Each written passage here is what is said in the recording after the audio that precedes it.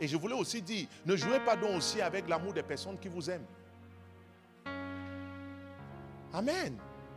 Parce que les gens croient que l'amour, aimer, c'est être faible. Non. Dieu est amour. Et le Dieu qui est amour envoie les gens en enfer par amour.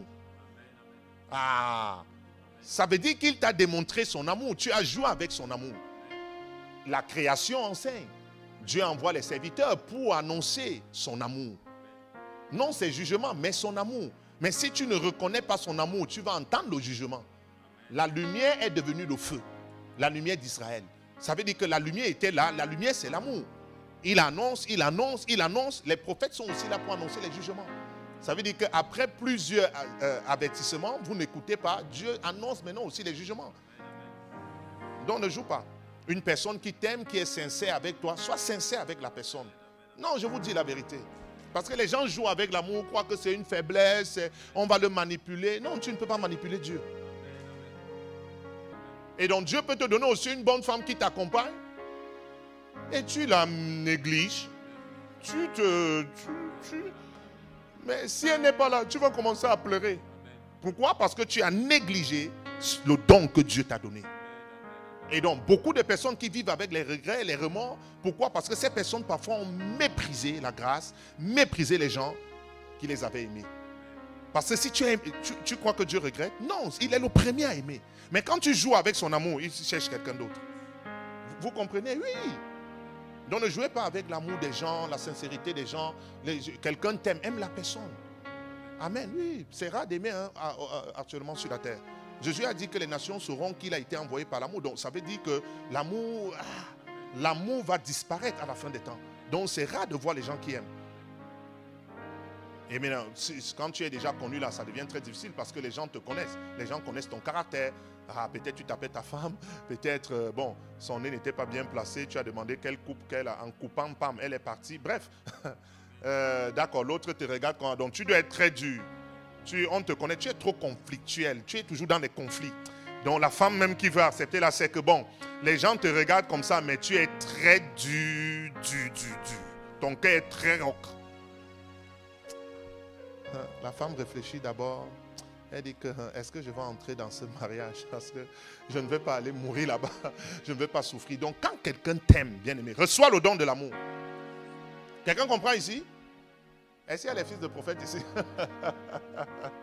Acclame Jésus. Et ça devient même compliqué. Dieu t'avait déjà donné la bonne chose. Peut-être tu as méprisé la bonne chose. Tu n'as pas écouté la personne. La personne t'a averti, tu n'as pas écouté. Maintenant, tu es en train de chercher une autre personne. Et tu n'arrives pas. Est-ce que ce n'est pas comme ça souvent les enfants de Dieu? Ils vont de pasteur en pasteur. Ils avaient déjà reçu un pasteur. Hein? Ils ont dit qu'il est mauvais, il est méchant, il est faux. Et maintenant, ils sont en train de chercher. 10 ans, tu as toujours trouvé un bon? Non. 15 ans, tu as trouvé un bon pasteur? Non. Parce que tu as rejeté ce que Dieu t'avait donné. Tu as rejeté le don de Dieu. Jésus a dit qu'en Israël, 2 personnes seulement ont reçu la grâce. Vous connaissez 2 personnes dans tout un pays. Quand Dieu parle, moi je prends ça, amen. Parce que Dieu c'est Jésus. Ça veut dire que dans tout Israël, même avec la pluie là, il y a les gens qui n'ont rien reçu.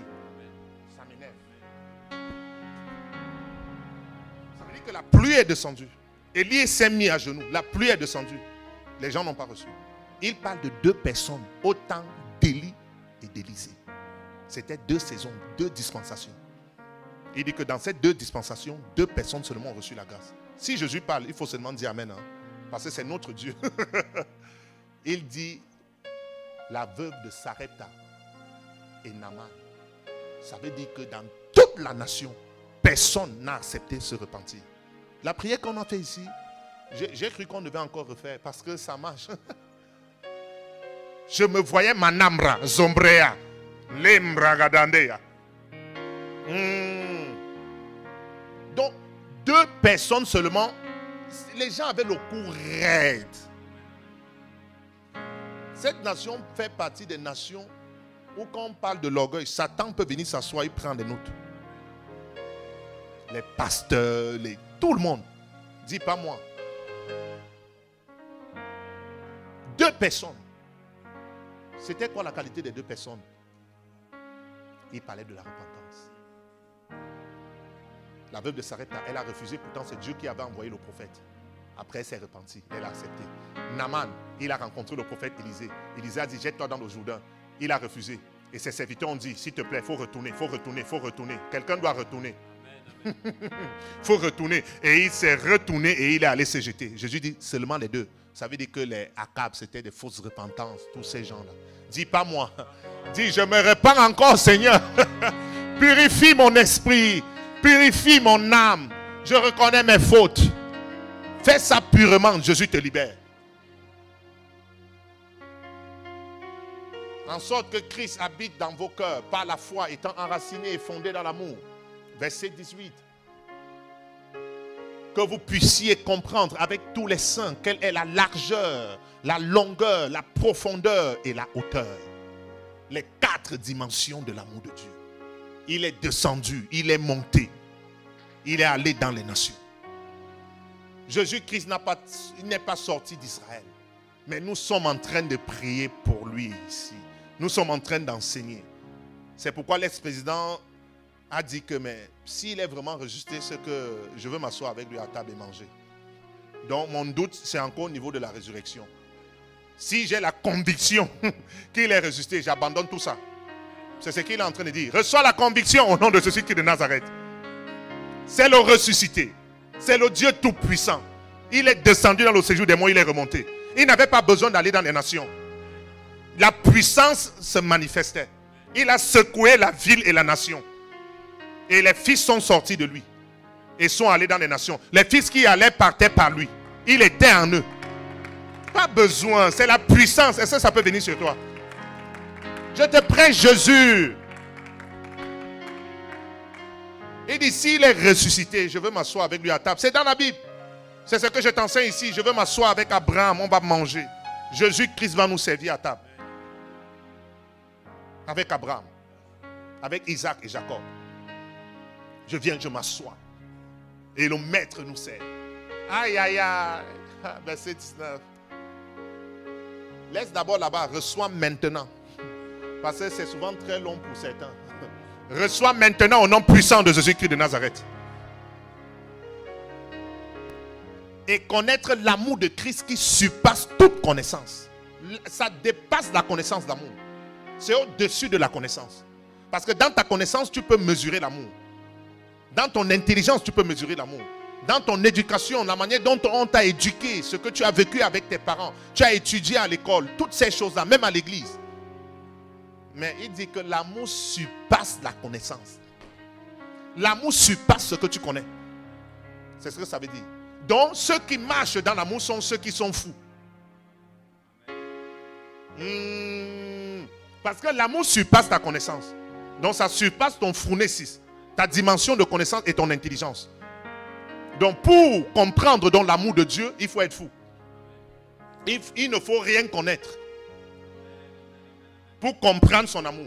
Parce que si tu veux comprendre son amour par la connaissance, tu ne peux pas comprendre. C'est pourquoi on connaît Dieu par révélation. Il est mort sur la croix, je n'étais pas là, je crois. Et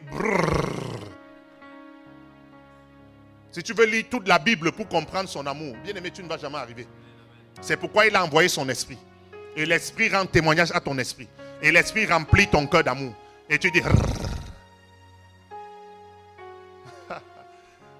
Et connaître l'amour de Christ qui surpasse toute connaissance. En sorte que vous soyez remplis jusqu'à toute la plénitude de la divinité. La puissance de Dieu. Tu es rempli. Oh, Église. Marabagazaya. Et malabro c'était bras. Aïe, aïe, aïe, aïe, aïe, aïe, aïe, aïe. Oh, malebro saya. Luz que te que le bregadia. Rababa. Mais 1 Jean 3, verset 18. Restons un peu sur l'amour. Donc tu peux rejeter quelque chose et tu recherches la chose après. Donc quand Dieu te donne une bonne personne, je ne sais pas, Dieu m'a créé. Merci Seigneur. Vous savez, quand tu n'as jamais eu faim, tu ne peux pas apprécier un bon repas. C'est comme la soif. Amen. Voilà. Tu apprécies. Quand on te sert, on te donne un bon repas, tu dis merci. Quand je viens à l'église, maman Michel me conduit. Je dis merci. Je sors. Tu vois, tu peux croire que c'est normal. Pour toi, tu peux croire que oh, elle doit me transporter. Non, merci. Tu m'as amené à bon port. Tu pouvais aller me casser quelque part. Est-ce que quelqu'un comprend ici? Tu peux dire merci pour un verre d'eau. C'est pourquoi le Seigneur a commencé par un verre d'eau à un juste ou à un prophète. Tu dis merci.